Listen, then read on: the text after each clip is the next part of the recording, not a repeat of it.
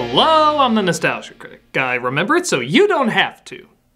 With a certain themed month coming up in December, and that certain theme containing a lot of direct-to-DVD sequels, I figure it only makes sense to talk about a certain aspect of those sequels.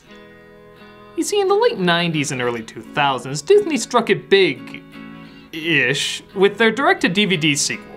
For whatever reason, kids really wanted to know what happened after Happily Ever After. You name it, Cinderella 2, Pocahontas 2, even Hunchback of Notre Dame 2. Ooh, maybe now we finally get the original book ending. Despite some of them being given an impressive animation budget, almost on par with their theatrical hand-drawn movies, most of them are known as some of the worst material Disney's put out. Who was really asking for another Brother Bear? Who couldn't sleep at night if they didn't know what happened to Kronk's Groove? Looking these over though, I did start to wonder, which Disney sequels did we want to see? Which ones could actually be explored more and we'd welcome another film about? Some of these are already in demand and being made, like Wreck-It Ralph, The Incredibles, and so on. But we're also getting Cars 3 and Toy Story 4 after Cars 2 and Monsters University. So, not as likely that these are gonna happen, but I thought it'd be fun to explore the Disney sequels that we actually wanted to see. In fact, my first choice isn't even a part 2, it's a part 3. To maybe make up for parts of part 2. I'm talking about Fantasia.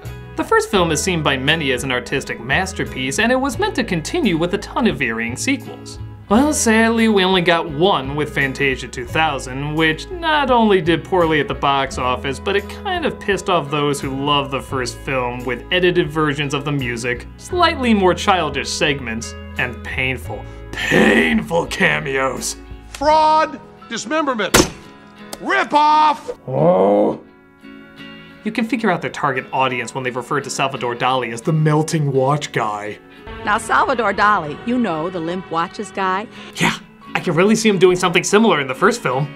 Leonardo da Vinci, you know, one of the Ninja Turtles. But still, it had some beautiful moments and exceptional animation and ideas. So, maybe a third one could work if they just knocked off talking down to the audience. When the first Fantasia failed to make the money it needed back, they worked in the other segments they were gonna put into future Fantasias into just short cartoons. The same thing happened with Fantasia 2000, which gave us two wonderful segments. Salvador Dali's, Melting Watch Guy's, Destino, and a heartbreaking rendition of The Little Match Girl. Both of these are phenomenal and give hope that maybe a third Fantasia could happen if they're risky but also adult enough to pull it off. It's definitely worth taking that chance. But not all Disney sequels have to be adult. How about Robin Hood? This was about as basic an action-adventure movie you could get, but it did it so wonderfully. It was creative, exciting, had great action scenes, and one of the few Disney films that was entirely anamorphic life forms. No humans could exist in this world. With Zootopia being such a big hit, hell, maybe that'll get a sequel too. Perhaps another one of these would be a lot of fun. Everything seems kinda laid out. Robin Hood and Maid Marian are married. Maid Hood. They have a babysitter living with them who's also a baby. Yeah, I never got that part. But they could have kids and they could go on adventures too. Just create another evil to fight and this could be a very simple but also very enjoyable adventure.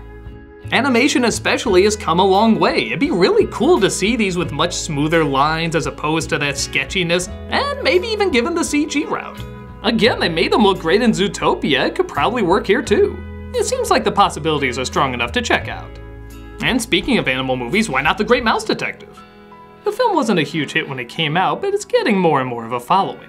Its hero, Basil of Baker Street, is uncontrollably likable. He's funny, he's smart, he's got a ton of energy, and he's incredibly enjoyable to watch. Granted, his arch-nemesis Ratigan, who's also a fantastic character, is killed in the end, but so what? The stories of Basil obviously have an influence from Sherlock Holmes. Hell, he stays in Sherlock Holmes's walls. And Sherlock had more enemies than just Moriarty, so why can't Basil?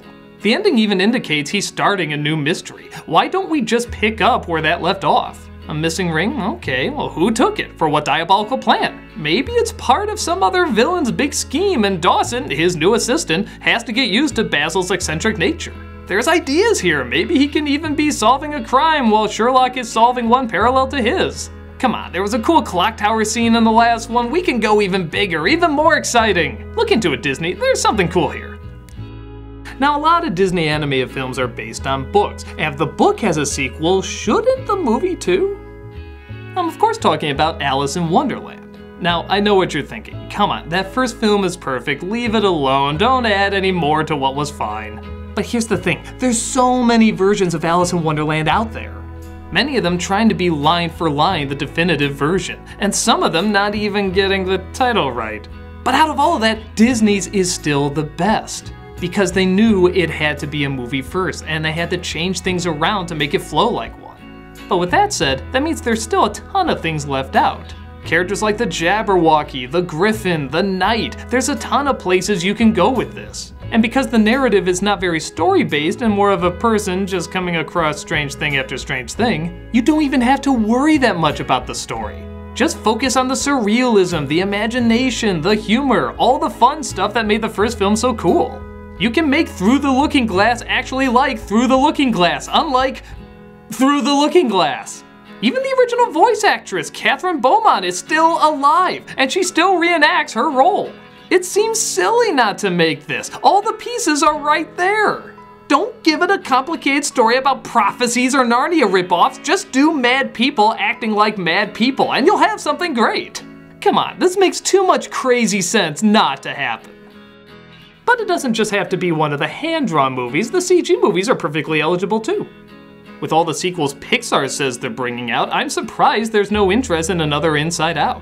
Not only was the first film incredibly poignant as well as funny, but the ideas were literally mind-blowing. When growing up, there's so many changes that happen that can be more than just a puberty joke.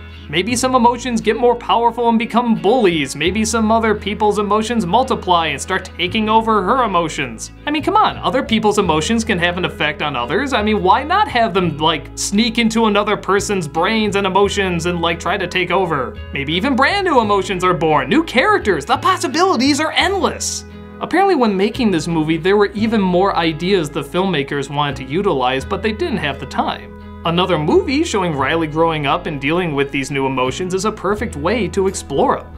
It makes more sense than Cars 3, for God's sake. Do me a favor, Pixar, and don't keep a closed mind on this one. But that's not the only Pixar film. How about Monsters, Inc? Let me explain. I'm sure you're thinking of the follow-up film Monsters University as counting. First of all, that was a prequel, not a sequel. Second, who the hell wanted to see that? What little kid is saying, "Mommy, I want to see these monsters go to a degree-granting institution for higher learning"? No one! But you know what would be interesting? Maybe Sully continues to see Boo and watches her as she grows up. Maybe as a teen or an adult, she starts to question whether or not she should still be communicating with quote-unquote monsters in the closet. Maybe she tries to convince herself they're not real, and that creates a rift between her and Sully. Maybe all those existential issues that always sneak their way into Pixar films can have an explosion of self-conflict here. Who wouldn't want to see a girl grow up talking to literal monsters and how it affects her and the people around her? It's sensible, it's strange, it's childish, it's adult, it's a neat idea, damn it, it's a neat idea! I don't want to see a PG-rated version of Animal House, I have the R-rated version for that! With Pixar's love of talking about growing up and moving on with things, this seems like a perfect format for that. But it's not like animation and reality always went hand in hand. Look at Enchanted. An animated Disney peasant sent to the real world only to find out she's not looking for a prince, but instead a reasonable relationship. It was a cute film and did well at the box office, but that does beg the question, what about the prince and the woman he takes to the animated realm? Most of the movie was showing how an animated heroine reacted to the real world, but how about how a real heroine reacts to the animated world? This character didn't get much focus in the original, and now that kids know she was played by Elsa, Disney's probably kicking themselves for that. So here's your chance to expand on that character. Disney had fun mocking its old tropes with this, but how about their newer tropes now? Not all Disney films are Snow White or Sleeping Beauty. We got our Mulans and our Hunchback of Notre Dames and such. How fun would it be to see this character try to survive in that kind of animated world? She can teach them about reality and they can teach her about whimsical magic and such. It could be pretty enjoyable. Maybe there's something here, something that can be explored more. Okay, probably nothing fantastic, but a cute dive into the other side of things. It could be worth looking into. In fact, a lot of these are worth looking into. With so many Disney sequels that none of us ever wanted to watch, maybe we could start looking at the ones that we do want to watch. I mean, yes, in the long run, I want to see new material like a lot of people do. We have enough repeats in the world. But if you're gonna do sequels anyway, and they're just gonna keep making money, maybe give these a thought. I'm not saying they'll be great, but they gotta be better than a lot of the ones that we got in the past. Disney, this is definitely worth looking into. I know it's a long shot, even dream-worthy, but if there's anything you tried to teach us, it's that dreams can definitely come true. I'm the Nostalgia Critic, and if you'll excuse me, there's a certain holiday I need to get ready for.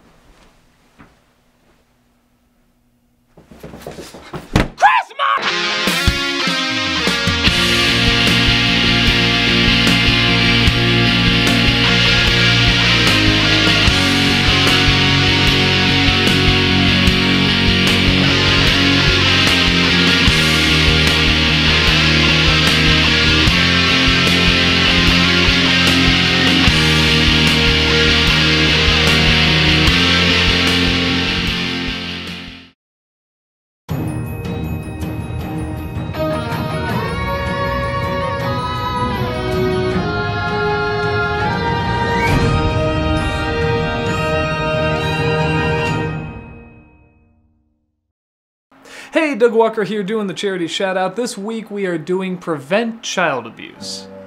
Prevent Child Abuse America was founded in 1972. It is the first organization in the United States whose sole mission is to prevent the abuse and neglect of our nation's children.